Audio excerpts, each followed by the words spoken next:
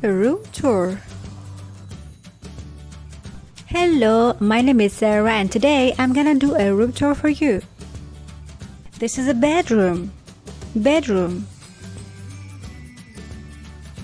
We usually sleep in a bedroom. We can find a bed, a pillow,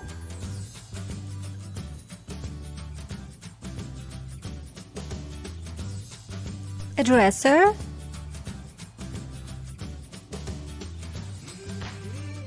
a desk,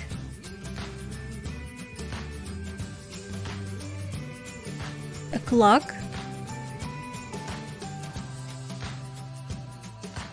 a poster,